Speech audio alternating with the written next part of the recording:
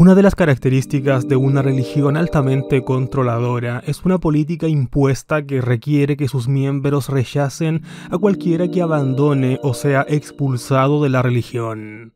Esto, por lo demás, es un rasgo común entre los movimientos esotéricos que afirman ser la verdad. Los miembros deben romper los vínculos incluso con sus propios familiares y parientes que son expulsados. Las consecuencias de esta dura política doctrinal son extremas. En muchos casos destruyen las relaciones familiares y dejan a las víctimas devastadas emocionalmente. Los suicidios, de hecho, o intentos de suicidio no son para nada infrecuentes. Y no estamos hablando de individuos homicidas o que han hecho males terribles a la comunidad o sociedad y que razonablemente se merezcan el oprobio y una ley del hielo total. Estamos hablando de individuos que simplemente han pasado a llevar en mayor o menor medida las políticas internas e interpretativas de una organización religiosa americana. Políticas, por lo demás, que a través del tiempo han ido fluctuando y mutando. Los testigos de Jehová se encuentran entre los grupos religiosos que practican un rechazo extremo hacia los antiguos miembros. De todas las doctrinas legalistas de la organización Watchtower, esta es quizás la más responsable del levantamiento entre exmiembros contra la organización, y que ha resultado finalmente en un examen exhaustivo y revelaciones de sus enseñanzas e historia defectuosas. Los exmiembros que reniegan la fe en las doctrinas de la organización Watchtower son tildados de apóstatas. A los testigos de Jehová se les enseña que deben odiar a esas personas. En la atalaya del 1 de octubre de 1993 apareció un artículo titulado «Escudriñame completamente, oh Dios», y hablando de los llamados apóstatas, la página 19 decía: el salmista dijo respecto a ellos: «No odio yo a los que te odian intensamente, oh Jehová, y no me dan asco los que se sublevan contra ti. De veras los odio con un odio completo. Han llegado a ser para mí verdaderos enemigos». David aborrecía a esas personas porque odiaban intensamente a Jehová. Los apóstatas están entre los que odian a Jehová y se sublevan contra él. La apostasía es, en realidad, una rebelión contra Jehová. Algunos apóstatas dicen que conocen y sirven a Dios, pero rechazan las enseñanzas y los requisitos de su palabra. Otros sostienen que creen en la Biblia, pero rechazan la organización de Jehová y procuran activamente estorbar su obra.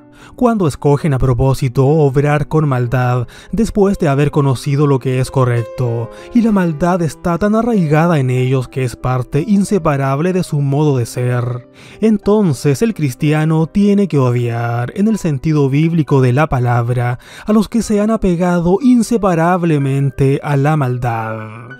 Los cristianos verdaderos sienten lo mismo que Jehová siente hacia los apóstatas. No les intrigan las ideas apóstatas. Al contrario, les dan asco los que se han convertido en enemigos de Dios, pero dejan que Jehová se encargue de ejecutar venganza.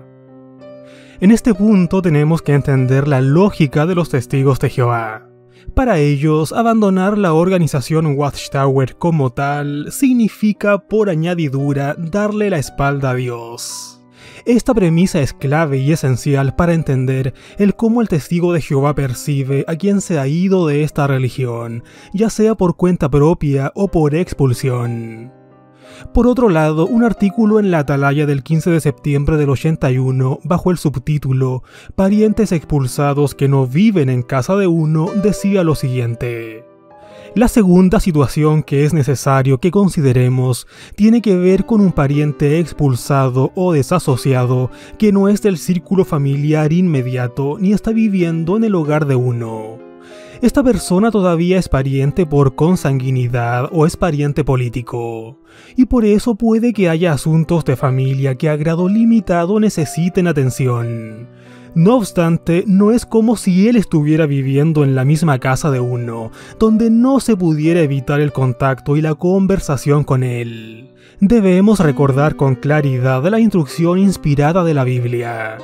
Cesen de mezclarse en la compañía de cualquiera que llamándose hermano sea fornicador o avariento, ni siquiera comiendo con tal hombre. Y bien, por si quedan dudas, la Atalaya de octubre del 2017 decía lo siguiente: aunque nos duela, debemos evitar el contacto innecesario con un familiar expulsado, sea por teléfono, mensajes de texto, cartas, correo electrónico o a través de las redes sociales. El objetivo de este video será comprender la política de expulsión de los testigos de Jehová desde otra perspectiva. Mostrar que esta doctrina de exclusión como tal no se adhiere precisamente a la supuesta palabra de Dios, la Biblia. Además, es completamente necesario comprender las prácticas congregacionales de los cristianos del primer siglo en la cultura judía, para comprender así adecuadamente las escrituras sobre este asunto. El texto principal a considerar será 1 Corintios 5:11, donde se lee: pero ahora les escribo que dejen de relacionarse con cualquiera que, pese a ser llamado hermano, sea sexualmente inmoral, codicioso, idólatra, injuriador, borracho o extorsionador. Ni siquiera coman con esa persona. El texto es claro en que una persona con quien la congregación no debe mezclarse es aquella que es 1. Un llamado hermano, es decir, alguien que profese ser miembro de la congregación, y 2. Que sea sexualmente inmoral, codicioso, idólatra, injuriador, borracho o extorsionador. Los testigos de Jehová, sin embargo, no expulsan a las personas avariciosas. A menudo no expulsan a las personas que se emborrachan regularmente, a menos que su conducta llegue a ser tan escandalosa y públicamente conocida como para traer reproche a los propios testigos de Jehová. No expulsan a la gente por muchas de las cosas que ellos mismos clasifican como, comillas, idolatría. Por ejemplo, idolatría al materialismo, idolatría a una organización, etc. Por otro lado, es muy probable y casi un hecho que los testigos sí expulsen y eviten a las personas por pretender ya no ser llamado más como hermano o hermana. Estudiar y discutir la Biblia de manera totalmente independiente, poniendo en tela de juicio las doctrinas de la organización.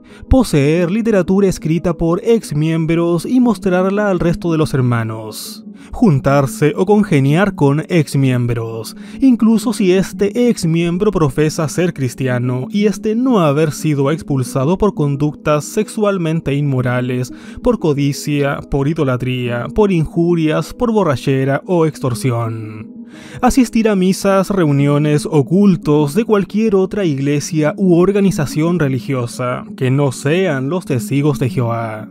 Autorizar una transfusión de sangre total, incluso para salvar la vida de un niño. Muchas otras acciones no mencionadas en la Biblia, pero sí consideradas por los ancianos de las congregaciones como conducta inmunda o conducta impropia de un testigo. La llamada, comillas, conducta, en este caso cubre una amplia gama de acciones no claramente definidas por la organización, dejando así muchas veces el discernimiento sobre lo que no es aceptable a la discreción de los distintos ancianos de cada congregación. Como resultado, los estándares según los cuales las personas pueden ser expulsadas o no son inconsecuentes en toda esta religión que afirma que la, comillas, unidad es una de sus características identificativas.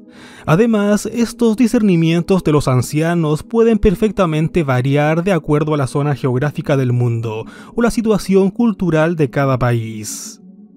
Aquí es importante aprender las costumbres de asociación para el culto que practicaban los judíos y cristianos del primer siglo, teniendo en cuenta ante todo que Jesús y los apóstoles eran judíos. Vivían según el estilo de vida y las costumbres judías de su época. Jesús habría enseñado en las sinagogas, por eso se le llamó rabino. Había dos tipos de asociaciones para el culto religioso. 1. Las reuniones públicas, como en el templo y en las sinagogas, a las que cualquiera podía asistir. Y 2. Las reuniones privadas de las diferentes sectas de la época. En ambos participaban cristianos y judíos. Los cristianos se reunían en casas privadas, generalmente durante una comida especial con oración. A los cristianos se les habría ordenado saludarse unos a otros con un beso.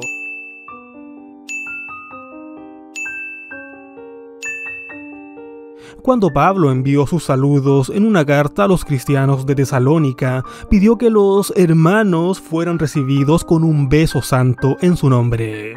Fue de hecho por esta señal también que Judas habría traicionado a Jesús. Yo, a modo personal, no me considero una persona pablina o pablista en lo absoluto, pero para el caso tenemos que tomar en cuenta el contexto y recalcar que Pablo sí habría instruido a los cristianos a expulsar de la congregación a cualquier persona que estuviera practicando pecado intencionalmente. La disociación naturalmente los excluiría de ser recibidos con el llamado beso santo que tanto los identificaba, además de no permitirles participar en reuniones y comidas para el culto y la oración cristiana. Sin embargo, las instrucciones de Pablo no prohibían la conversación normal o el testimonio a exmiembros. Tampoco se les prohibió asistir al culto en el templo o en las sinagogas. Jesús, los apóstoles y Pablo, junto con el resto de los judíos, habrían adorado a Dios tanto públicamente en el templo y las sinagogas, como privadamente en pequeños grupos en varios hogares. Esto está en Hechos 5:42. Los llamados, comillas, pecadores, por otro lado, eran excluidos únicamente de la comunidad cristiana privada para la adoración, no así de la pública.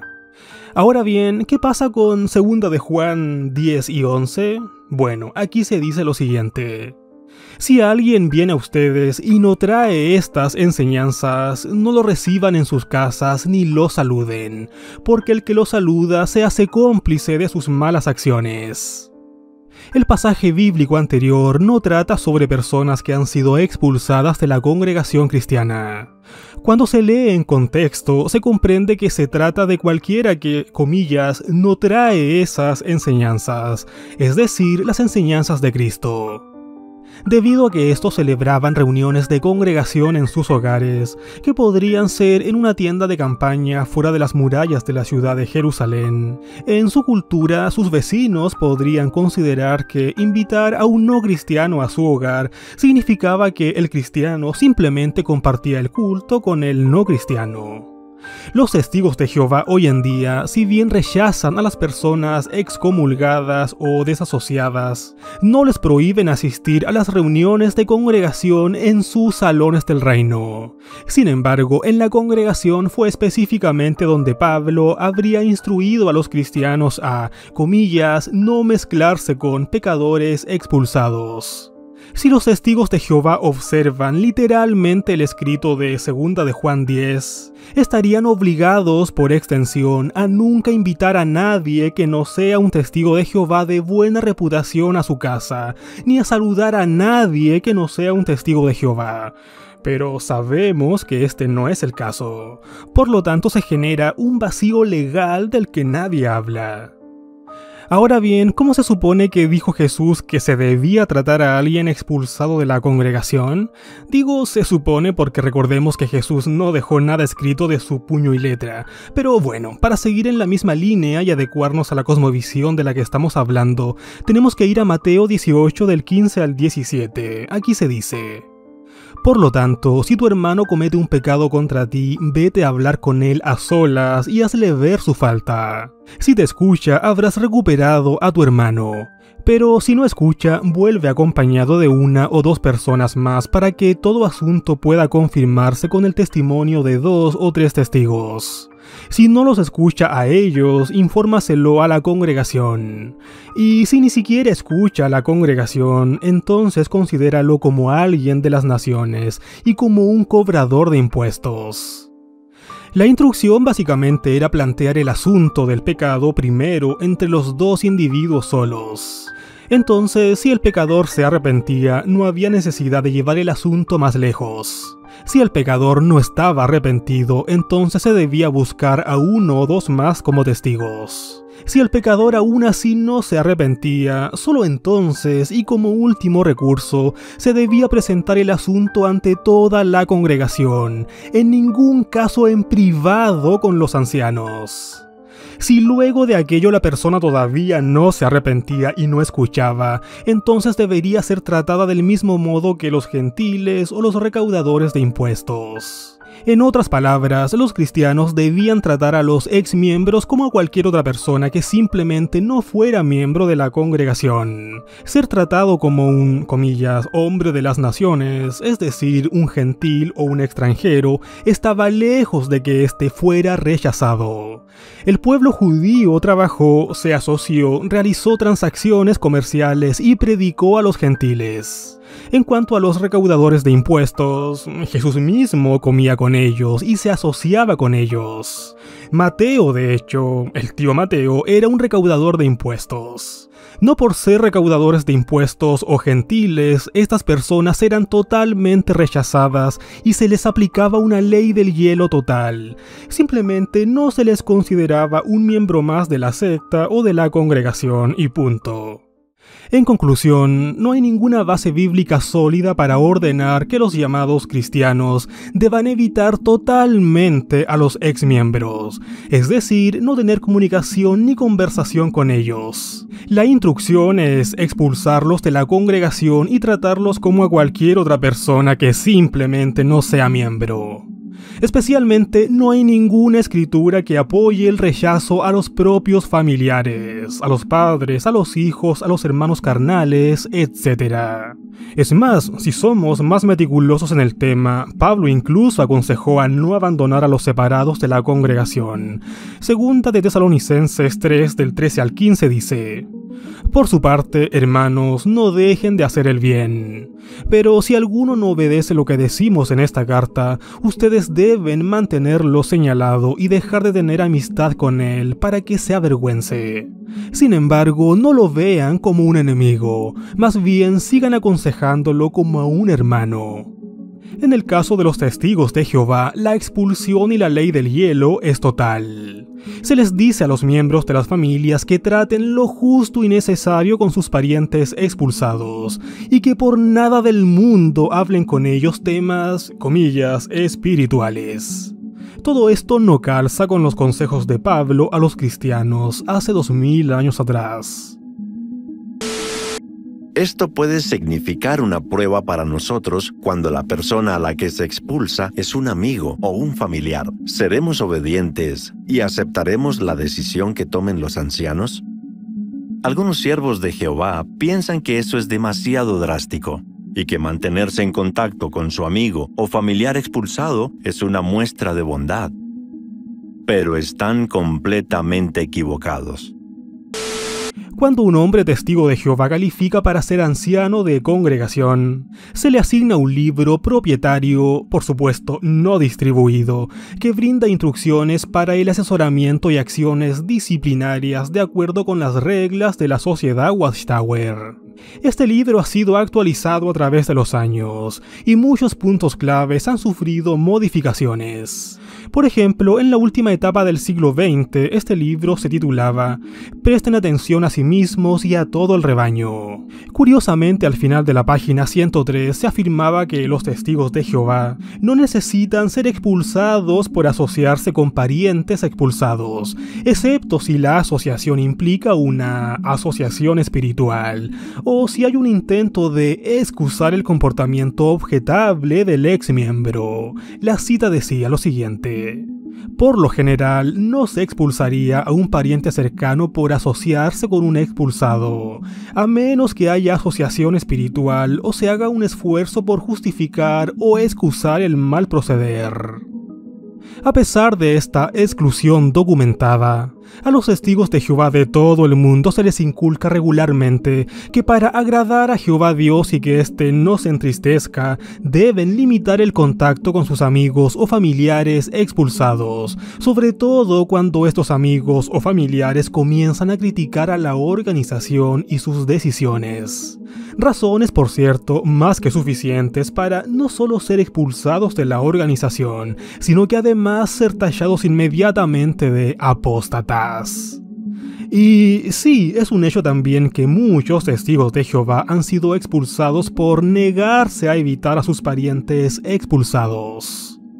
Finalmente, la política interpretativa de la expulsión en los testigos de Jehová no es más que eso, una interpretación de pasajes bíblicos que un tal Pablo impartía a los primeros cristianos.